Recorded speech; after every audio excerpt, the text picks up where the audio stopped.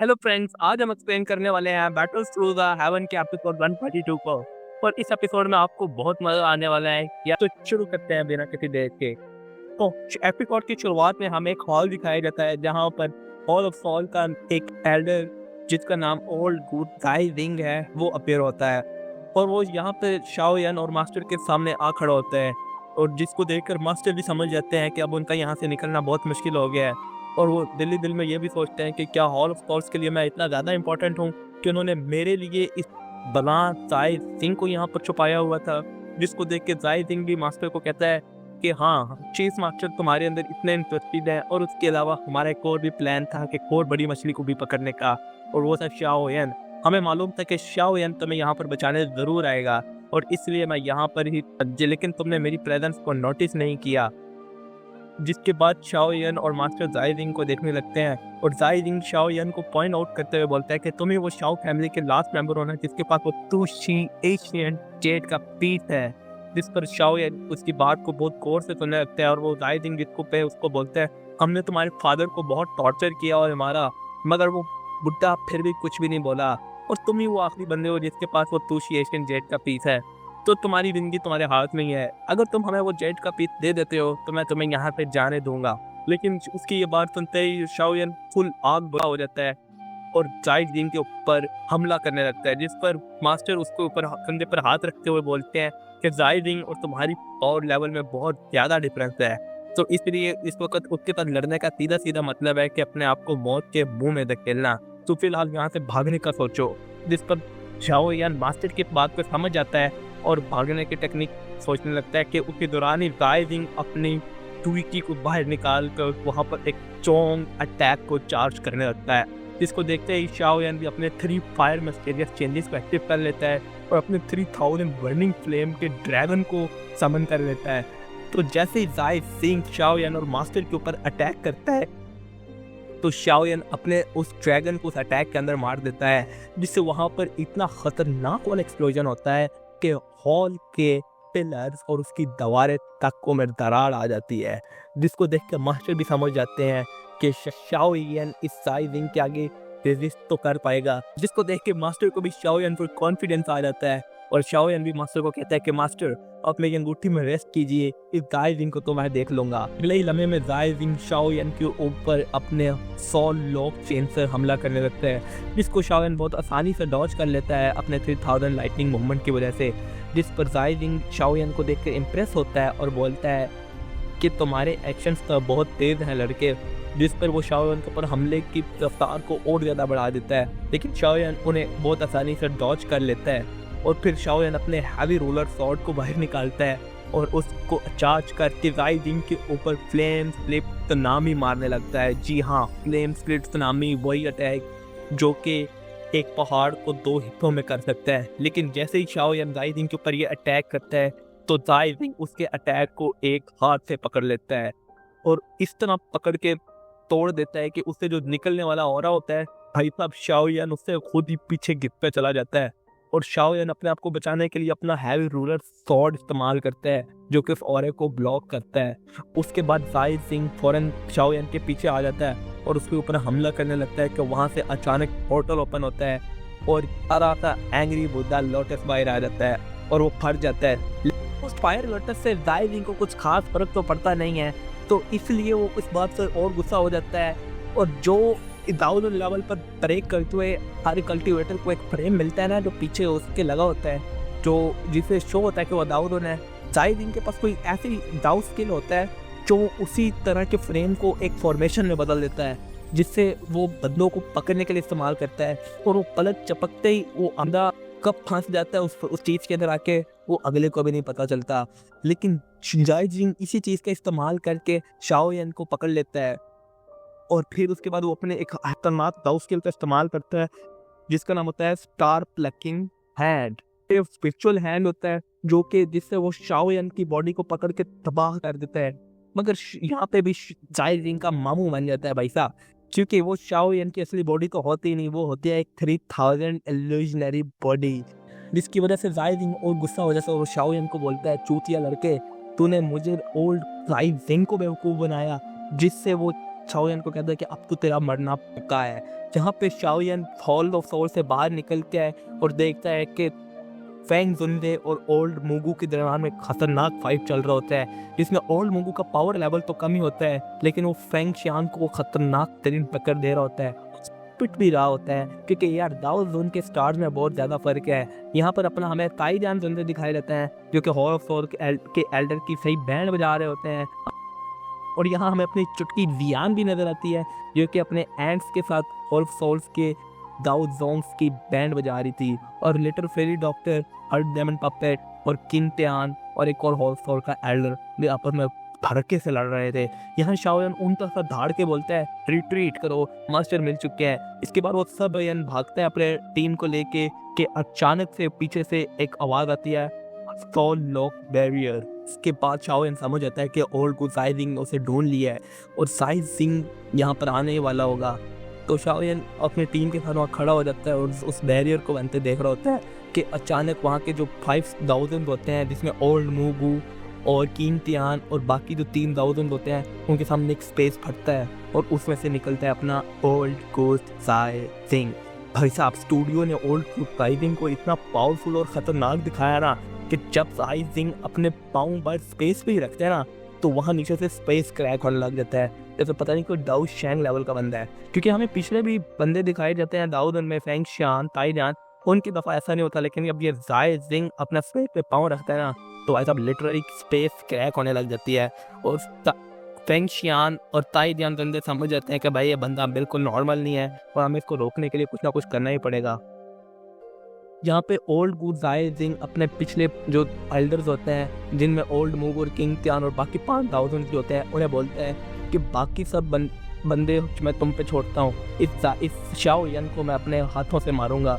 इसके बाद शाओ यान अपने मन में सोच रहा होता है कि वैसे तो मेरा इसका कोई मैच तो है नहीं, लेकिन अगर मैं angry Buddha lotus 4 heavenly flames का बनाकर इस पर मार दूँ तो हमें इतना टाइम तो ज़रूर मिल जाएगा कि हम यहाँ से भाग सकें।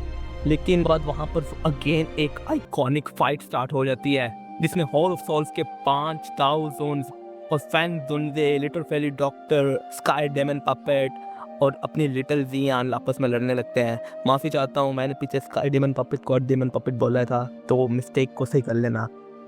तो इसके बाद हमें दिखाया जाता है कि जाई जिंग इतने स्वैग में चलता आ रहा होता है ना, और उसके पीछे जो एक आइकॉनिक दाऊ जोन्स की फाइट हो रही होती है ना, क्या ही वो सीन होता है भाई। तुमने एपिसोड देखा होगा तो तुम्हें मज़ा तो ज़रूर आया होगा।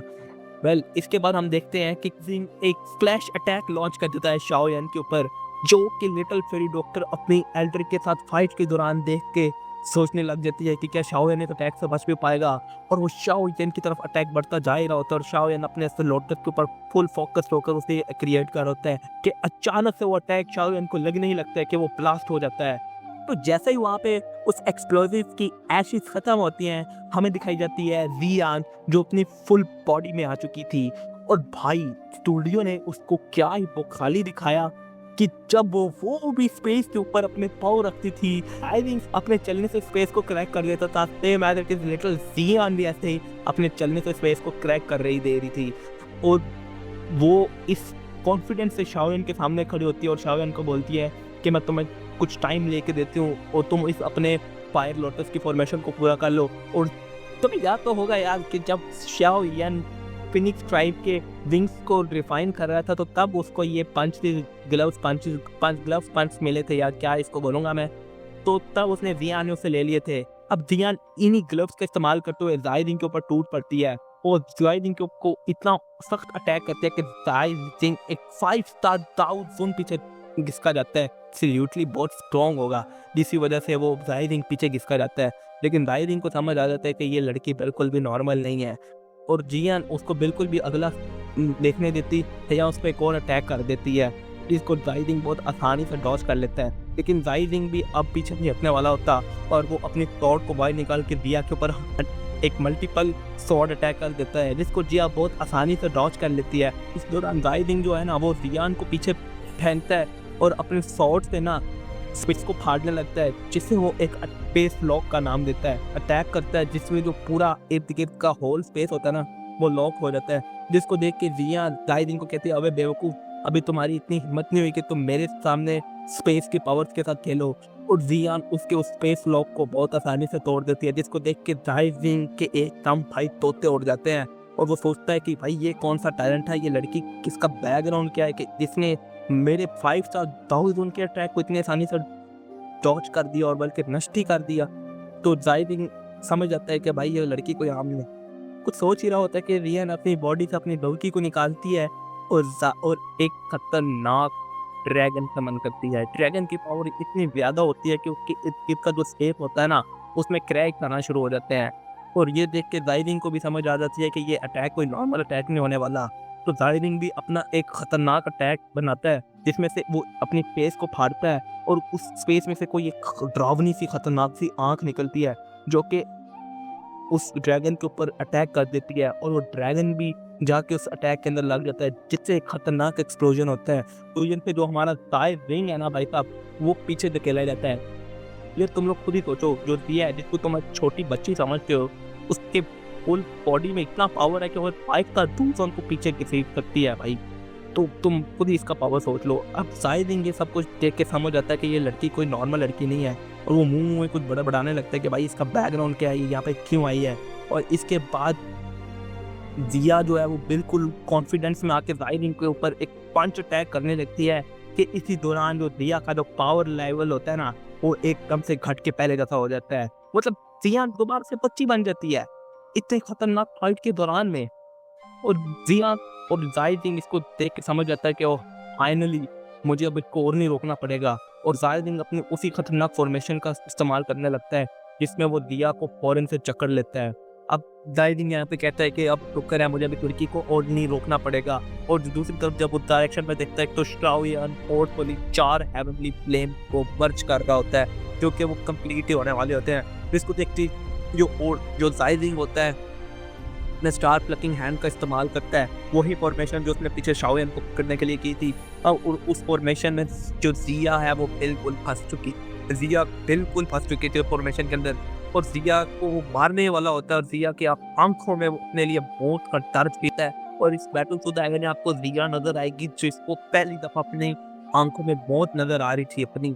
और इसी दौरान पता नहीं कहाँ से ऊपर से एक स्पेस का पोर्टल खुलता है और वहां से हमारा निकलता है एशियन पावर टीयर, जिसका नाम है जियोंग जहान। जी हाँ, ये वही टीयर है जिसको जिया ने शाओयान की स्टैंड पे भी मदद करने के लिए बुलाया था, जब वो ओल्ड लोगों के हाथों बिल्कुल मरने ही वाला था। यहाँ पे ये उस स्पेस से निकलते हुए फौरन जो जाइदिंग है उसकी पीठ पर ऐसा मुक्का मारता है कि जाइदिंग नीचे जमीन में धंस जाता है। और जाइदिंग इस चीज के लिए बिल्कुल समझ भी नहीं इसको आती और वो तैयार भी नहीं होता कि भाई ये ऊपर से ये भालू भाई कहाँ से गया। और यहीं पर हमें दिखाया जाता है कि जो दिया होती है वो भालू को कहती है कि तुम तो अपनी ट्रेनिंग करने के लिए बाहर गए थे, तो तुम्हें यहाँ पर कैसे टपक पड़े। तो तभी वो भालू कहता है कि भाई मैं तो ट्रेनिंग ही करने गया था, लेकिन अचानक से पता नहीं भाई मुझे किसी ने पकड़ा और अब मुझे यहाँ पर तुम्हारी मदद के लिए फेंक दिया गया है। तो उसके बाद हमें दिखाया जाता है कि जो जाइदिंग है ना वो फौरन दोबारा खड़ा होता है और वो देखता है कि शाओयान का जो हेवनली फ्लेम्स का लोटस है ना वो भरने वाला ही होता है।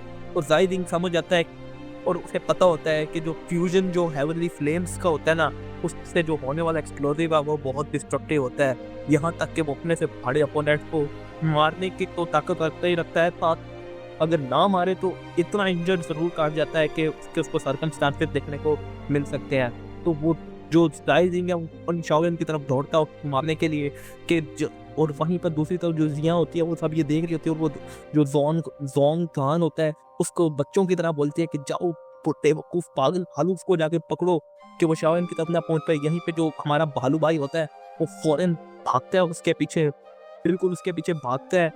लेकिन जो 6 भालू भाई होता है वो जाइदिंग के पीछे भागता है, लेकिन जाइदिंग की भाई क्या लाइटनिंग स्पीड होती है कि वो इतना तेजी से जाता है कि जो हमारा भालू भाई होता है उसके सामने एकदम खड़ा भी होता है, लेकिन वो कोई ऐसी टेक्निक का यूज करता है कि वो वहां से भाग जाता है। लेकिन जो हमारे भालू भाई भी होता है वो आखिर में उसको एक सही जोर का मारता है लेकिन होता ही है कि जाहिदिन जो होता है ना अपनी स्कॉट उस मौके को रोक लेता है, वो शाओयन की तरफ भागा जाता है और जैसे ही पलक झपकते वो शाओयन के सामने अपीयर हो जाता है। भाई ये बैटल थ्रू द हेवन का ना सबसे इमोशनल वाला सीन होने वाला है, क्योंकि क्योंकि यहाँ पे जो जाहिदिन है ना वो अपने एक बहुत खतरनाक ताऊ स्किल जिसका नाम है 900 सोल हैंड, उससे शाओयन के ऊपर हमला कर देता है और वो लिटरली शाओयन की जिस्म की सारी हड्डियां तोड़ देता है। हाँ बिल्कुल, शाओयन के ऊपर मारता है ना तो शाओयन के उसी वक्त मुंह से खून निकल आता है और उसका जो थ्री फायर के लिए चेंज होता है ना वो भी खत्म हो जाता है। और शाओयन इस तरह से पीछे जाके लगता है ना कि स्पेस में क्रैक्स तक आने शुरू हो जाता है, पूरा स्पेस इनके का फट जाता है और वो जब नीचे गिर रहा होता है ना तो उसके जिस्म से ऐसे खून के फवारे निकल रहे होते हैं कि भाई आज तो ये हीरो बचेगा ही नहीं, बैटल थ्रू द हेवन खत्म, जाओ तो दो तुम भी। मतलब इस तरह वाली समस्या थी। और पीछे जैसे ये सब कुछ लिटिल फेरी डॉक्टर और ट्यान वाजनडे और फैंग शियान देखते हैं, उनकी भाई आंखें फाटी की फाटी रह जाती है कि ये भाई हो क्या गया है। यहाँ पे जो फायरिंग होता है वो बिल्कुल हंसने लग जाता है कि भाई साहब इस शाओयन होता है ना वो भी कितने गिरते उसकी बॉडी के अंदर जितने भी पावर होते हैं ना वो भी बोल देता है कि भाई अगर मैं मरूंगा ना तो अकेला नहीं मरूंगा, मेरे साथ तू भी जाके मरेगा। और वो अपनी last pit of power angry Buddha lotus, जो 4 कलर का एंग्री बुद्धा लोटस होता है ना, 4 कलर की हैमली फ्लेम से जो बना होता है वो बना के जाहिदिन के ऊपर मार देता है। तो वो ट्रैक जाहिदिन को जाके लग भी जाता है, जिससे हमें जाहिदिन की एक चीज की आवाज आती है और वहां पर हो जाता है बूम, एंग्री बुद्धा लोटस फट जाता है भाई साहब। और भाई यहाँ पे जो स्टूडियो होता है ना वो भी एक एस्थेटिक वह सारे सीन को स्लो कर देता है, तमाम फाइट रुक जाती हैं और हमें जो हॉल ऑफ सोल की ब्रांच है ना उसकी तबाही का मंजर दिखाया जाता है। इसको देखते हुए जो ओल्ड मूगू होता है ना वो भी कहते हैं कि भाई इतना खतरनाक टेक्निक तो हमारे जो हॉल ऑफ सोल के एल्डर्स हैं वो भी ना बना पाए, बल्कि अगर बनाना भी चाहें तो बहुत मुश्किल है। और इसके बाद भाई जो शाओयन है वो नीचे गिर रहा होता है, उसी दौरान जो जोंग फान है जो एशियन पोलर बियर है वो शाओयन को पकड़ लेता है और इसके बाद फौरन जो जितने भी लिटिल फेरी डॉक्टर टाई जान जुंदे और जो जितने भी शाओयन के लायक होते हैं उसके पास इकट्ठे हो जाते हैं और इसके ज़्यादा पूछते हैं कि शाओयन कैसे है। लेकिन जो फैंशान होते हैं वो कहते हैं कि सबसे पहले इसको हमें यहाँ से लेके जाना पड़ेगा। देख के little fairy doctor full tension में आ जाती है और वो अपने फैंशान को कहती हैं कि भाई अब इसका क्या होगा शाओयन का, जिसमें फैंशान भी कहते हैं हमें यहाँ से निकलना होगा। लेकिन तभी वहाँ पर एक खतरनाक आवाज़ आती है। मुझे एक्सप्लेन करते हुए मेरी फाट के 4 हो रही हैं, तुम्हें तो देखते हुए कितना मज़ा आया होगा।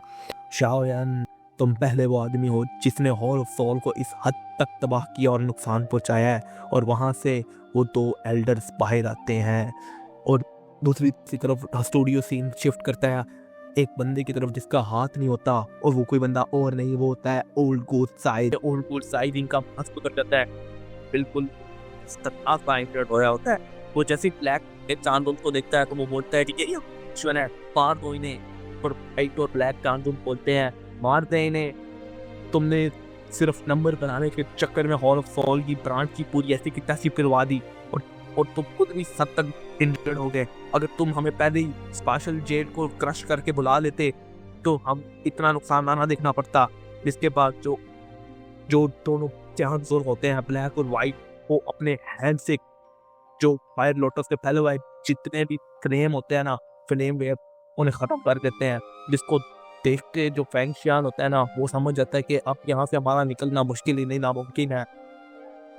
और वो पर लिटिल फेरी डॉक्टर उन्हें कहते हैं कि आप शाओयन को यहाँ से लें और निकल जाएं। मैं इसको देखती हूँ, जिस पर फैंगशियान कहते हैं कि नहीं तुम इसको लो, यहाँ से निकल जाओ, मैं और ताई जान तुम इसको देखते हैं। इसके बाद जो विया होती है वो बाहर आती है और फुल कॉन्फिडेंस में और बोलती है कि क्या तुम लोग मरने की आखिरी बातें करी जा रहे हो, यहाँ से निकलना अब इतना भी मुश्किल नहीं है। उसके बाद जो जियान होती है वो अपनी स्पेस कंट्रोल एबिलिटी को यूज़ करते हुए अपने हेड से निकालती है अपना ब्लड। यहाँ पर जो हमारी छुटकी जियान है वो अपनी स्पेस वॉइड एबिलिटी को यूज़ करते हुए वहाँ पर एक पोर्टल ओपन करना चाह रही थी, जिसका यूज़ करते हुए वहाँ से फैंगशियान और वो सारी टीम निकल गई। लेकिन उस स्पेस पोर्टल को ओपन करने के लिए जो उसकी स्ट्रेंथ थी वो बहुत कम थी, इस वजह से जो उस पोर्टल है उसके अंदर क्रैक आने शुरू हो गए थे।